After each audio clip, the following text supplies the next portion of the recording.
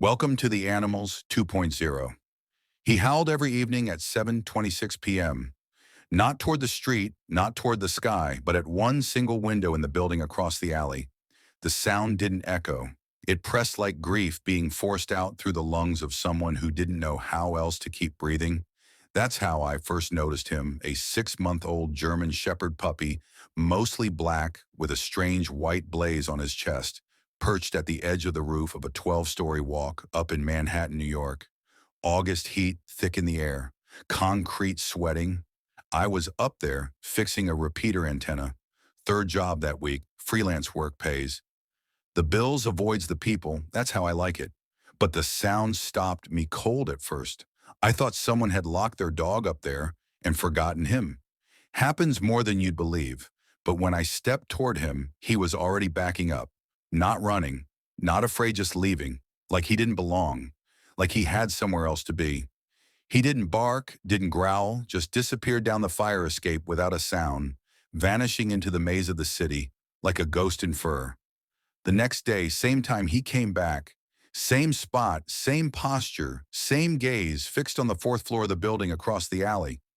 One doe, partially cracked light, always off, and again that low aching howl. I didn't say anything to the super, didn't post about it.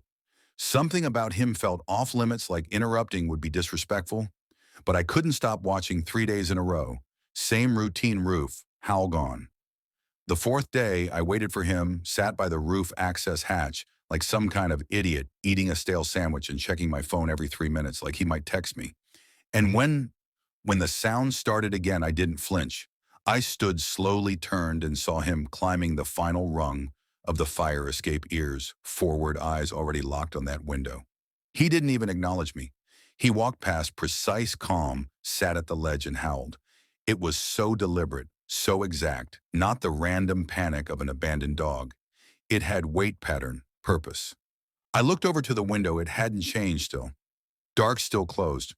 I took a step closer to him. He turned his head slightly, just enough to register me, and then he stayed. We stood in silence for 10 minutes. The kind of silence that holds something in it, something bigger than either of us. Eventually he stood, turned away from the window, and started down the escape again. I whispered after him, "Hey, what's your name?" He didn't stop, didn't look back, but the next evening when I came up early and waited by the ledge, he was already there, sitting, watching. That night, I followed him down the fire escape, through the back alley across the street. He walked like he knew the way. No collar, no tags, but not lost, never lost. He stopped 2 blocks away behind a small gated garden, behind an old brownstone. He curled up beneath a rose bush and rested his chin on his paws, staring at the wall like it held answers. I sat across the alley and watched him until I couldn't, until my legs ached and my guilt got too loud. I went home, didn't sleep. Next morning I came back. He was gone, and that night, for the first time in 4 days, he didn't howl, not at 7:26, not at all. My name's Adam. I'm 41. I fix antennas and avoid people.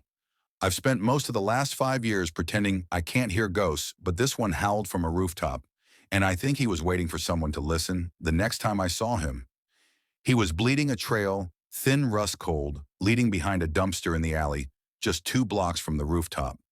I don't know what made me walk that way. Maybe I was hoping. Maybe I was just afraid of what silence meant, but the smear was there, curling along the concrete like a thread waiting to be pulled. I followed it, and there he was.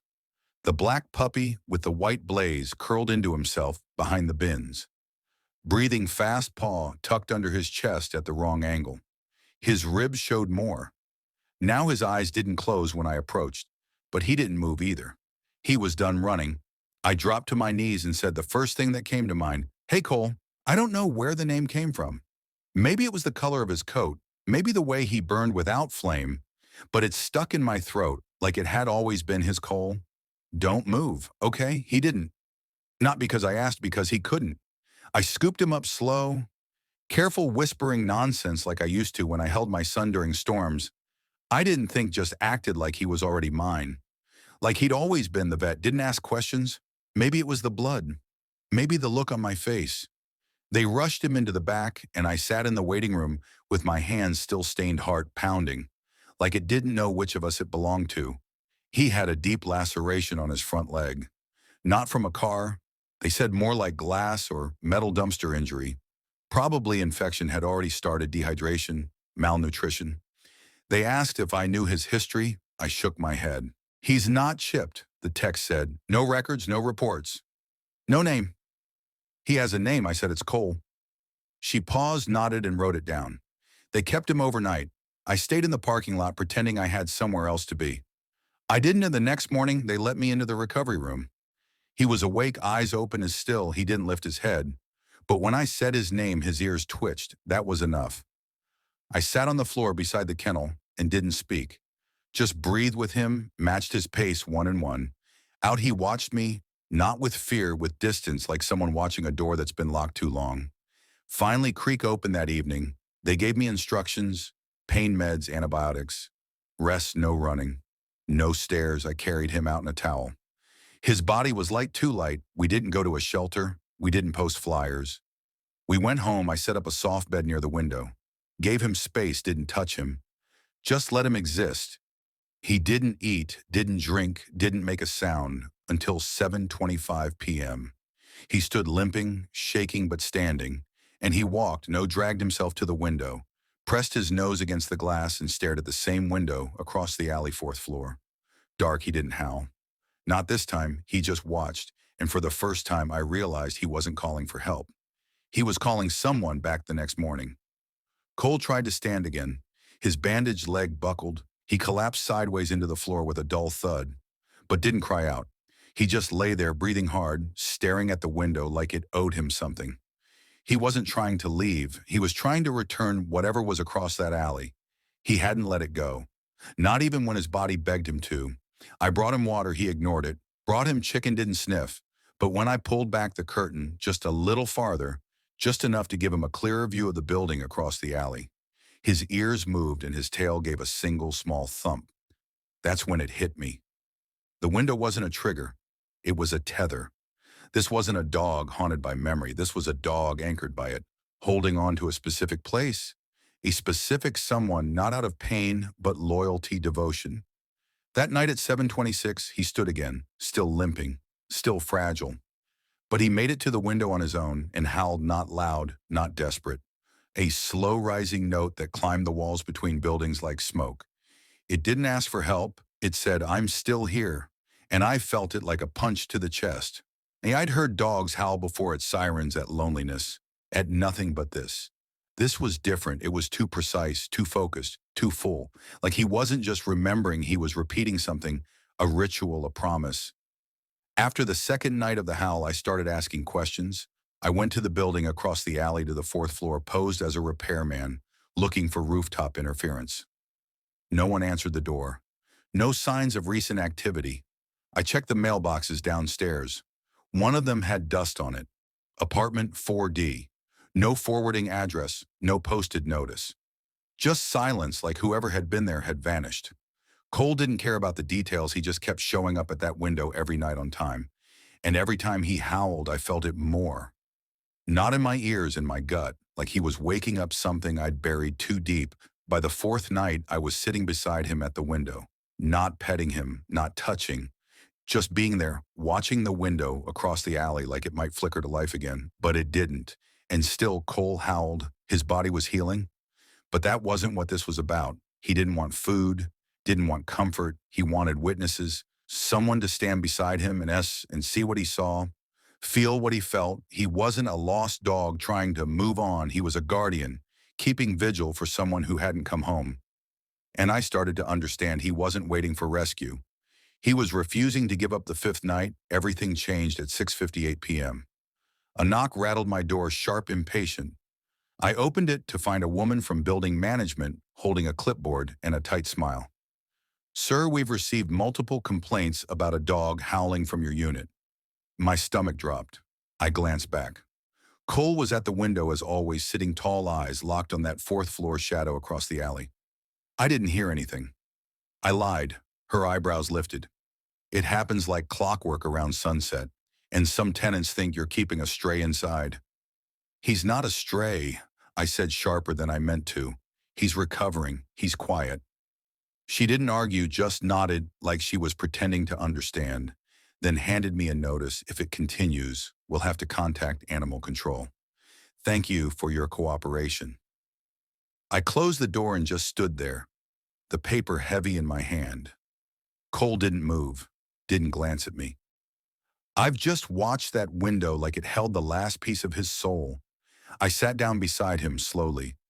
Gently, my hand hovered over his back, but didn't touch.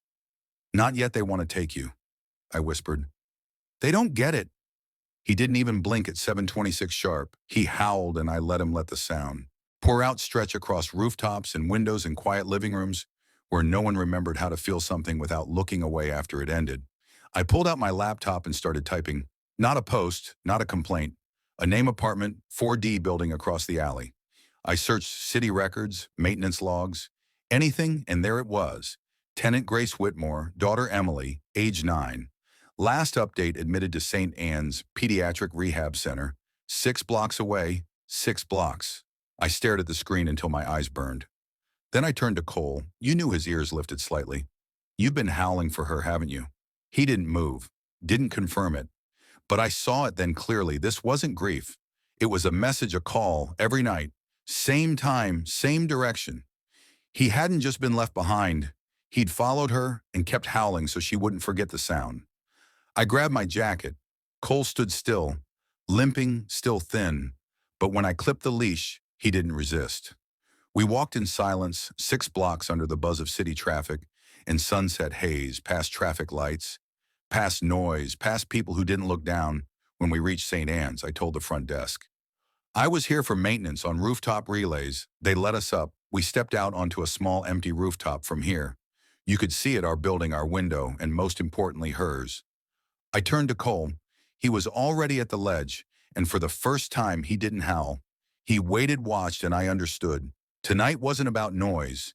It was about presence, a ritual, a signal. He wasn't howling anymore because he believed she might hear him now. And if she did, he needed to be ready the next morning. I went back to St. Anne's. No more pretending I asked for a social worker. She was polite but guarded, said I couldn't visit a patient without clearance. I didn't blame her. It's Manhattan, people lie. But when I said the dog's name, her eyes narrowed. Cole, she repeated, cautious. I nodded. He's been howling at her window for over a week. She looked down at her clipboard, then back at me. Her name's Emily, 9 years old. Severe brain trauma from an apartment gas explosion. She hasn't spoken since. No response, no movement, nothing. I swallowed hard, but she's alive technically. She said medically, but she's somewhere else. She knows that dog. I said, I'm sure of it. She didn't argue, just asked. He's calm, too calm, I said, unless it's 7:26. She sighed, then motioned me to follow. They led us into a small observation room. Glass on one side, soft light on the other side.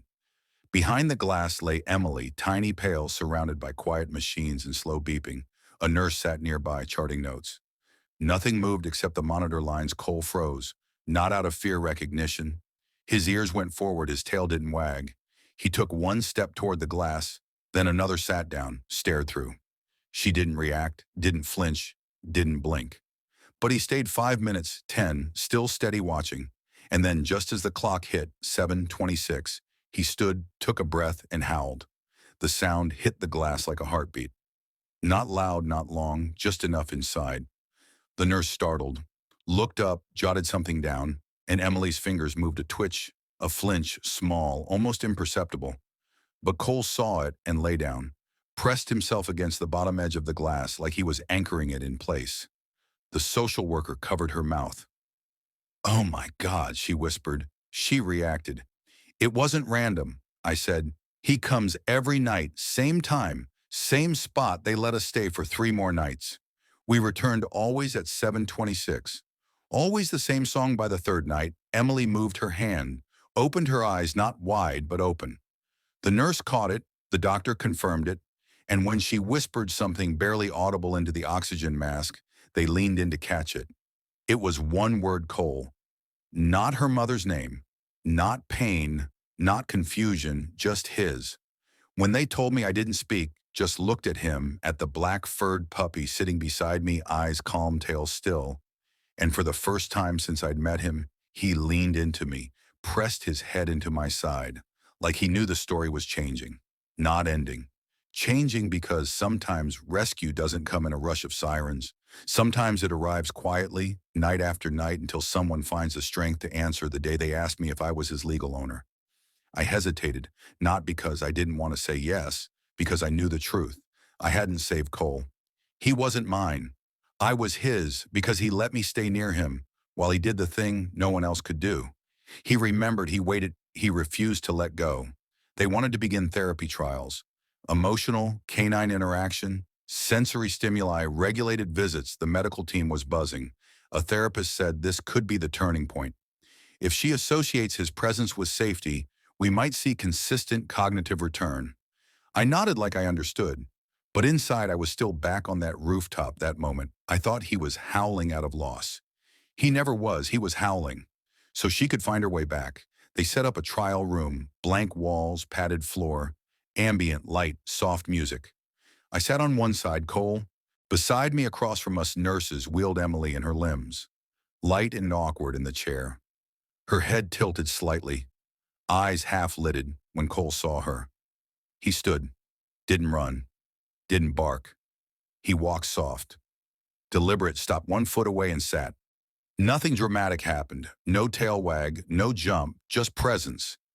He looked at her like he had every evening for weeks, and then her head moved slightly, eyes sharper now, not tracking the room, tracking him. She blinked twice, then lifted her arm. Jerky, weak, her hand hovered, then fell onto his back. He didn't flinch, didn't lean in, just accepted it like it was always supposed to be there. Her therapist covered her mouth. A nurse stepped back. Someone whispered something about motor control, but Cole just closed his eyes. He wasn't reacting to her progress. He knew she was still in there the next day. We did it again and again, and every time she reached for him, faster, stronger. The 5th day, she spoke, not loud, not clear, but enough. "Don't go," she whispered into the space between them. Cole pressed his head into her lap, didn't move for 30 minutes. He wasn't a visitor. He was home later that evening. When I carried him back through the city streets toward our building, I noticed something. He didn't look up at the rooftop, didn't look at the window for the first time since I'd found him. He didn't need to. She had come back, and now he was staying for her, not because she was lost, but because she was found. The calls started coming in from the clinic 3 days later. Not emergency calls, not medical updates, requests. Could Cole come in earlier? Could he stay longer? Could he be present during other sessions, reading therapy group interaction? Even one-on-one visits with other children who hadn't spoken in months. They called him a calming presence, a therapeutic anomaly. One nurse just called him. The signals said that when Cole entered the room, every kid's posture changed. Their hands stopped fidgeting. Their eyes followed him like he was a story they wanted to hear, but didn't know how to read. He didn't do tricks, didn't jump or bark or play fetch. He walked, he waited, he watched, and the children responded. The clinic offered to sponsor official training, get him certified. He's already doing the work, the director said. We just want to make it official. Cole didn't care about the badge, but I said yes, not because of the title. Made because it would protect him, give him access, let him go where he needed to go. Without question, the first day he wore his vest. He didn't try to chew it off, didn't fight the strap.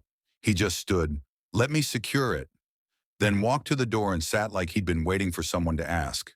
We returned to St. Anne's. Emily was in the garden now, still in the chair, still fragile, but outside, her mother sat nearby, reading from a children's book. When Cole approached, she dropped it, stood mouth trembling. Emily didn't speak, but her arm lifted, not slowly this time. With purpose, her hand found the top of his head, and for the first time she smiled. Not the kind you give when you're told to, the kind that remembers. Her mother knelt beside her, touched Cole, like he might vanish. You brought her back, she whispered. But Cole didn't look at her. He looked up at the 4th floor of the building behind them, then turned his head away as if to say, she's not up there anymore.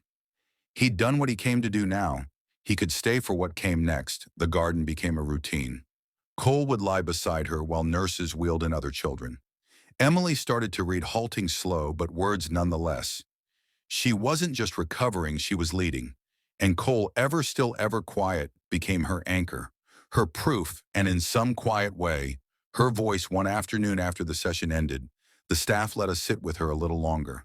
The light was soft, the city quieter than usual. Emily looked at me, then at Cole, then whispered, "He didn't forget me." "No," I said. "He never even tried." She reached for a small tag the nurse had pinned to Cole's vest. His new ID, her fingers traced the letters slowly, lips forming them in silence. "Cole help her." "More than that," I said. She nodded. "He's family." That night as we walked back through the side streets of Manhattan, I realized Cole no longer hesitated at intersections he used to paw his ears, twitching at every horn, every burst of footsteps or sirens. But now he moved with calm rhythm, always half a step ahead, like he knew where we were going. And I was just catching up. The summer heat had softened the kind of dusk where the city lights blinked on before the sky gave permission. It had been weeks since he last howled, and I missed it. Not the sound itself, the ritual, the certainty of it, the heartbeat of devotion disguised as noise. I stopped at a corner bodega and picked up the same brand of dog food the vet had recommended. The clerk, an older man, who always nodded but never spoke, watched Cole through the glass and finally asked, "That the rooftop dog?" I froze. "You saw him?" He nodded. "A couple weeks ago, thought he was haunting someone.